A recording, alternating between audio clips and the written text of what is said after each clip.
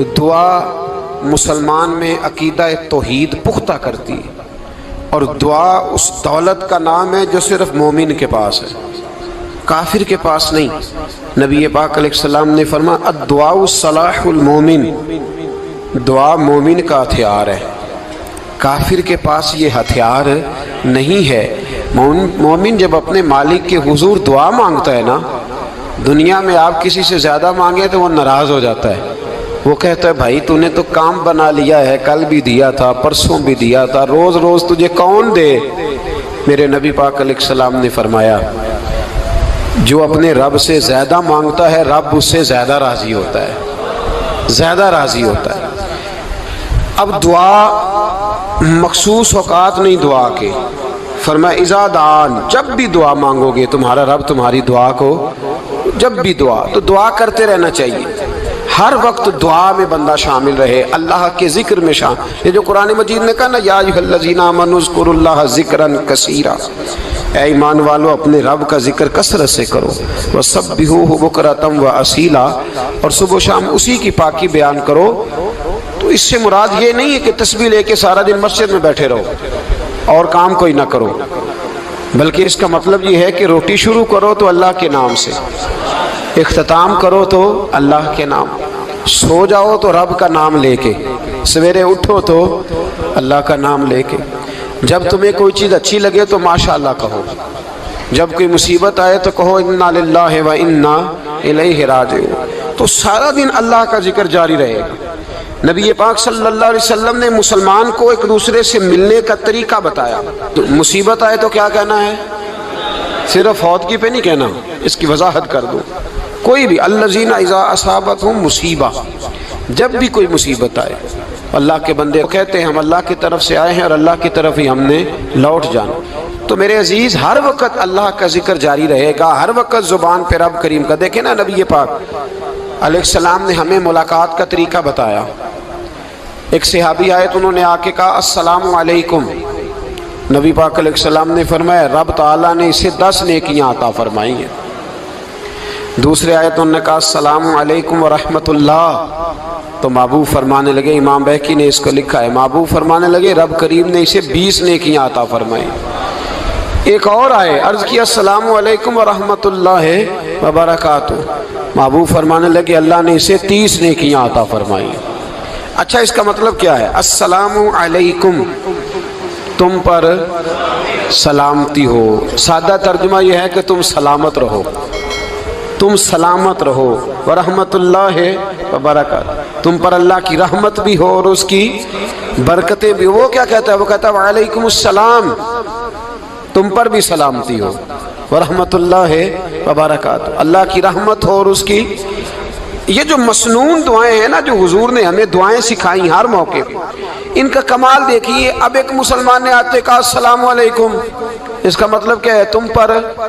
اب وہ جھگڑا کرے گا اسے مارے گا، اس کا مال چھینے گا؟ اس نے تو آتے ہی کہا ہے تم پر سلامتی ہو۔ تو جو سلامتی کی دعا دینے والے ہیں وہ جیب تھوڑی کاٹیں گے، وہ غبن تھوڑی کریں گے، ڈاکہ تھوڑا ڈالیں گے۔ اسلام نے لفظ ہی وہ سکھایا ہے کہ فرمایا جب تم نے ملنا ہے تو تم نے دعائیں کرنی ہے ایک دوسرے کے لیے۔ اب ہمارے ہاں نئے نئے لفظ آ گئے، ٹیلی فون اٹھایا تو کہا ہیلو، اس کا کیا ترجمہ ہے؟ کون ہے؟ اس کا کیا ترجمہ ہے؟ جی جناب، اس کا کیا مطلب؟ ہم نے دیکھا بڑے بڑے سمجھدار لوگ السلام علیکم کی بجائے کہتے ہیں کیا حال ہے؟ بھئی کیا عجیب بات ہے، بھئی کیا حال ہے کا کیا مطلب ہوا؟ وہ بعد میں کرنے کی بات ہے۔ اور کچھ تھوڑا سا جو ادیب ہیں، جو بیچارے حروف کے پیچ و تاب میں رہتے ہیں، وہ کہتے ہیں آداب عرض ہے۔ وہ کیا ہوتا ہے جی؟ اسلام نے دعا سکھائی ہے السلام علیکم، یہ کتنی خوبصورت دعا ہے۔ جب آپ گھر کے اندر داخل ہوئے تو آپ نے دعا دی السلام علیکم، یہ دعا دی آپ۔ ایک صحابی حاضر خدمت ہوئے، عرض کی یا رسول اللہ صلی اللہ علیہ وسلم میرے گھر میں غربت رہتی ہے، کیا کروں؟ نبی پاک علیہ السلام نے فرمایا جب بھی گھر جایا کرنا گھر والوں سے سلام لیا کر، گھر والوں سے کیا کہا کر؟ السلام علیکم، جب بھی گھر جائے۔ یعنی گھر آیا، اب گھر والوں نے بتایا کہ ماچس کی ڈبیا تو لے آؤ۔ اب یہ دکان کونے پہ تھی گھر والے پہ، وہاں سے ماچس کی ڈبیا لے کے واپس گیا تو کہنے لگا السلام علیکم. پھر گھر والوں نے کہا ہو بتانا یاد ہی نہیں رہا, چینی بھی ختم ہو گئی ہے. تو یہ پھر گیا چینی لینے, لوٹ کے آیا تو کیا کہا؟ جب اللہ چاہتا ہے تو کہے, جب اللہ کے رسول چاہتے ہیں تو کہے. اس کا ترجمہ یہ ہے کہ تو کہہ, تو سلام لے. اللہ رسول چاہ رہے ہیں کہ تو سلام لے تاکہ تیرے گھر میں سلامتیاں ڈال دی جائیں. تو فرمایا سلام لینی ہے تو نے, اور ساتھ تو نے اس طرح کرنا ہے کہ 3 دفعہ سورۃ اخلاص کو پڑھنا ہے. امام قرطبی نے اس کو لکھا ہے. اس نے کہا حضور غربت بڑی ہے. غربت بڑی ہے تو کہ وظیفہ بتائیں. فرمایا جب بھی گھر جاؤ سلام لو اور 3 دفعہ سورۃ اخلاص پڑھو. وہ صحابی کہتے ہیں میں پکا ہو گیا. اب وہ کچھ دنوں کے بعد, کچھ عرصے کے بعد, کچھ مہینوں کے بعد واپس آئے تو صحابہ کرام علیہم رضوان فرماتے ہماری خواہش تھی کہ یہ کچھ بیان کرے, اب بتائے جو وظیفہ لے کے گیا تھا اس کا رزلٹ کیا نکلا. کہتے اس نے بڑی حیرت انگیز بات کی, حیرت انگیز عجیب انداز میں. کچھ لوگوں کا دل ہوتا ہے نا کہ مجھے ملے میرے پڑوسی کو نہ ملے, اور کچھ کا دل ہوتا ہے یار مجھے بھی ملا ہے اور الحمدللہ میرے پڑوسی کو ملا ہے. تو صحابی جب حاضر ہوئے تو صحابہ کہتے ہیں ہمیں تجسس تھا کہ یہ کچھ بتائیں. تو حضور نے فرمایا کیا حال ہے تیرا؟ کہا یا رسول اللہ کمال ہی ہو گئی ہے حضور, میں جب بھی گھر جاتا ہوں سلام لیتا ہوں اور 3 دفعہ سورۃ اخلاص پڑھتا ہوں. میں تو امیر ہو ہی گیا ہوں, میرے تو ہمسائے بھی امیر ہو گئے. کتنا پیارا ہے یہ جملہ, کتنا حسن ہے. اتنا اچھا لفظ کسی اور کے پاس ہے ہی نہیں جو الفاظ ہمیں ہمارے رسول نے عطا فرمایا. اس کو اپنائیے, اس کو اپنائیے. یہ الگ بات ہے کہ لوگ مطلب کے لیے سلوٹ کر لیتے ہیں بڑا سارا, لیکن مطلب کے لیے نہیں. جس کو جانے اس سے بھی سلام لیں, جس مسلمان کو نہیں جانتے اس سے بھی. تو نبی پاک نے ہمیں مسنون دعائیں سکھائیں. رات کو جب سونے لگیں اللہ کے رسول صلی اللہ علیہ وسلم نے ہمیں دعا سکھائی. حضور نے فرمایا جب سونے لگو تو مسلم شریف میں فرمایا تم نے یہ دعا پڑھنی, اللہم باسمک اموت و احیا.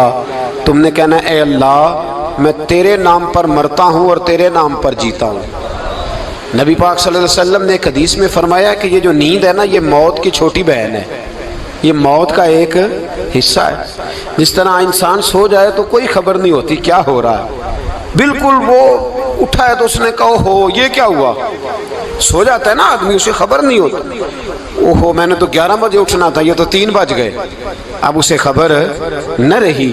سوتے ہوئے لوگ چوری کر لیتے ہیں, بلکہ اس طرح بھی ہوتا ہے کہ آدمی نے گکھڑ اترنا تھا, وہ پنڈی سے آ رہا تھا لیکن وہ سویا ہوا تھا. آنکھ تب کھلی جب کاموں کی آ گیا تھا.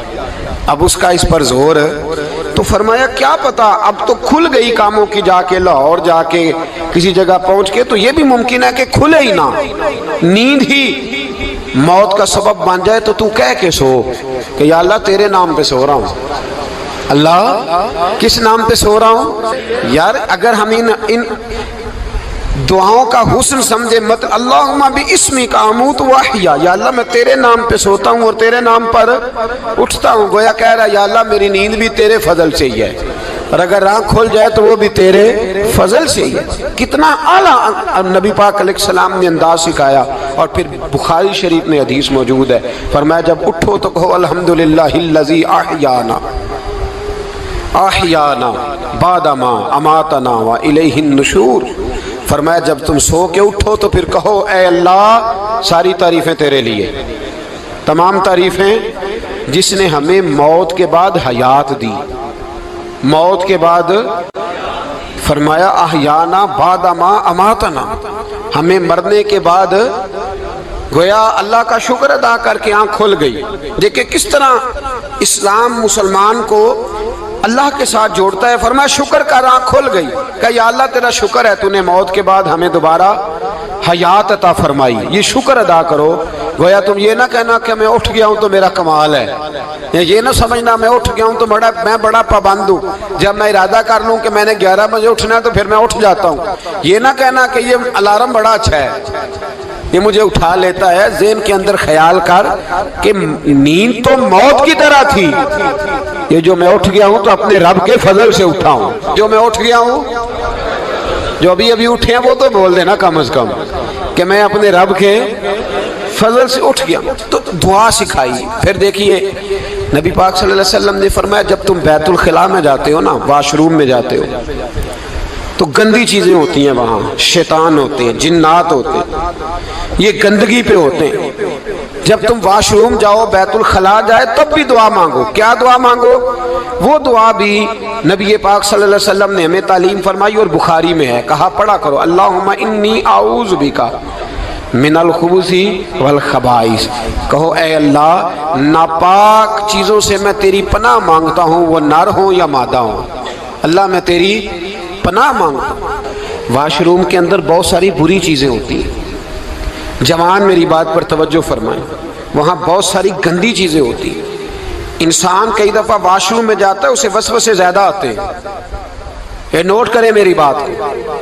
اصل میں نا ہم بات ڈھونڈ رہے ہیں علاج اپنی بیماریوں کا، حالانکہ علاج تو سارا مدینے والے رسول کے پاس موجود ہے، محبوب کے پاس ساری دوائیاں ہیں۔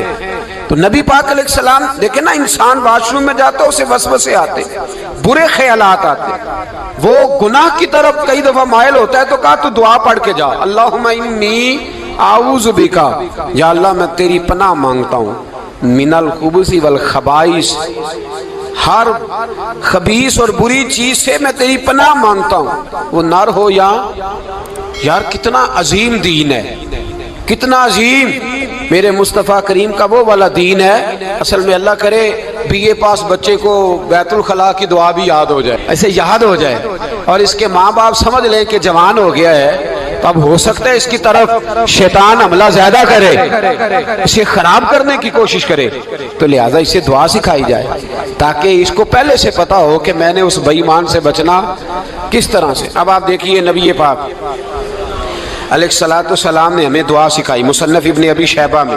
کون سی دعا؟ واش روم سے نکلنے کی۔ اللہ اکبر، بڑی زبردست دعا ہے، بڑی زبردست۔ آپ یقین کریں اس ایک ایک دعا پر ایک ایک پورا بیان ہو سکتا ہے، ایک ایک۔ یہ اس لیے نہیں میں کہہ رہا کہ میں کوئی عالم فاضل آدمی ہوں، آپ کہیں گے کہ بتا رہے ہیں میں بڑا پڑھا لکھا ہوں، صرف یہ عرض کر رہا ہوں کہ اس کے فوائد پر، ثمرات پر جو اللہ تبارک و تعالیٰ امت کو دیتا ہے، ان دعاؤں کی جو فضیلت حدیثوں میں آئی ہے، اور پھر جو اس کے فوائد ہے، اگر اس پر بات کروں تو ایک دعا تقاضا کرتی ہے کہ اس پر پورا ایک لیکچر ہونا چاہیے۔ دیکھیے آپ واش روم سے نکلے، دعا کیا ہے؟ دعا کے لفظ کیا؟ الحمدللہ الذی، ایک حدیث میں لفظ ہے غفرانک، غفرانک، اے اللہ میں تجھ سے بخشش چاہتا ہوں۔ اور جو مشہور اور معروف ہے مصنف ابن ابی شیبہ کی روایت، فرمایا الحمدللہ الذی اذھب عنی العذاب وعافانی، فرمایا اے اللہ تیرا شکر ہے۔ واش روم سے نکلا ہے تو کہہ رہا ہے یا اللہ تیرا شکر ہے، تو نے مجھ سے اذیت دور کی، وعافانی، اور تو نے مجھے عافیت عطا کر دی، اذیت دور کر دی اور عافیت۔ بولیے، واش روم سے نکلا ہے تو کیا کہتا ہے؟ یا اللہ تیرا شکر ہے، تو نے مجھ سے اذیت دور کر دی اور مجھے عافیت۔ ڈاکٹر حکیم ہومیوپیتھک ایک چیز پر متفق کم ہوتے ہیں، پتہ ہے نا آپ کو، لیکن اس بات پر سب کا اتفاق ہے کہ اگر کسی کو قبض ہو جائے نا تو شاید 70 یا 72 بیماریاں لگ جاتی ہیں اس کو۔ اور جب آدمی کو قبض ہوتی ہے نا، پیٹ کے اندر فضلہ جم جاتا ہے، خارج نہیں ہوتا، اس کو اعصاب کی بیماری ہوتی ہے، اس کے ذہن پر اثر ہوتا ہے اس چیز کا۔ آپ یہ مت سمجھیں کہ کھانا کھانا ہی ایک کمال ہے، اللہ نے یہ بھی نعمت بنائی ہے کہ کھانا جب خارج ہوتا ہے تو وہ بھی اللہ کا بہت بڑا احسان ہے۔ تو فرمایا تو سمجھا ہی نہیں، اگر تجھے قبض ہو جاتی، تیرے پیٹ کے اندر وہ چیز جم جاتی، تیرے لیے کتنی تکلیف کا باعث تھی۔ ان لوگوں سے پوچھئے جو اس کے بیمار ہیں، اس کے مریض ہیں، وہ کتنی تکلیف میں رہتے ہیں، سر میں درد ہوتا ہے، سر چکراتے ہیں۔ ایک بہت بڑا روڈ ایکسیڈنٹ ہوا تو ڈرائیور سے لوگوں نے پوچھا کہ مسئلہ کیا ہے، تو کہنے لگا میں قبض کا مریض ہوں، تو میں کھانا کھا